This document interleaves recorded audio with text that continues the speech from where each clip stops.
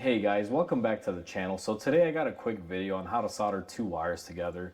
Now I know there's been a lot of these on YouTube, so you can take your pick, but I just figure I'd give you guys my variation to it. So the way that I basically do it is, now I'm going to show you the method for inline wires, so basically to make one continuous wire. Essentially what I'm going to do is start off by taking off a little bit of the ends of the wires. Now I have these really nice wire strippers. I love these things. They will cut the wire here down the length, kind of show you that. Basically, you guys can see, and then this will strip it out. And the way these work is actually really nice. Basically, you put the wire in there, and then once you get what you want, you basically just pull, and it will basically strip out the wire for you. So now that we have our two ends that we're going to be soldering together, initially what you want to do is grab your heat shrink wrap that you're going to be using to seal everything, and you're going to want to put it on the wire. Now, to be honest with you, this wire has no end, but if we were going to do this on a wire, for example, that doesn't have an opening on the other end, the way I start off is basically I like to twist my wires up here. Now, you don't got to compress them like crazy. I just twist them, and I go ahead and I put my shrink wrap on there. Now, if you guys don't use shrink wrap, you could also use tape, whatever you prefer, but I find this is a lot better method. Then you're going to take your other end of your wire, and the same thing, guys. What I do is these strands can be unpredictable, so I just kind of take them and I lightly twist them. Now, I'm not cranking them, guys, just getting them nice and tight with each other. And then what I'm going to basically do is I use a X kind of a pattern. Now, it's kind of hard to show you guys, so I kind of use my fingers. I basically put the two wires together, kind of like an X, and then just kind of curl it on each other, and it'll kind of have one of these effects.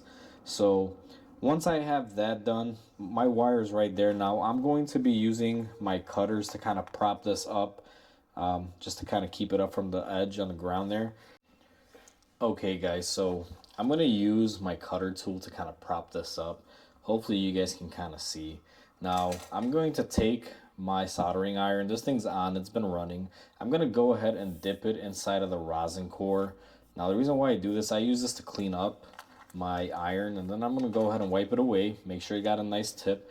And then what you're going to want to do is take a little bit of the solder, just get it on the tip there. And then what you're going to want to do is basically just touch it on there. Now, if you got a nice hot iron, it'll flow very easily. So essentially the way I do this is I basically go crazy on it until everything here is shiny. Now, the tip that I've learned throughout the years, guys, is you want to be able to see your wire strands. And what I mean by this is, if I kind of zoom you guys in here now, I don't know how well this is going to be picked up, but you can see the solder flowed all the way through tip to tip, and you can kind of see like a grain pattern of the actual wire. You can see every little, little tensile of copper, whatever you want to call it. So that right there is a very strong joint.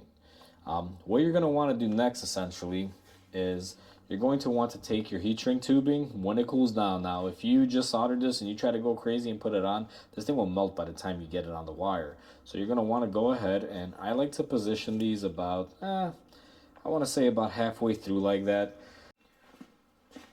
Okay, guys, so once you have your repaired wire area, now most people will use, I want to say, like a heat gun or a small torch. Now, I'm just doing this for demonstration purposes, guys. You're basically going to want to take something that has heat. In this case, I'm using my torch. You don't really want to do this with this torch, but this is just for demonstration purposes.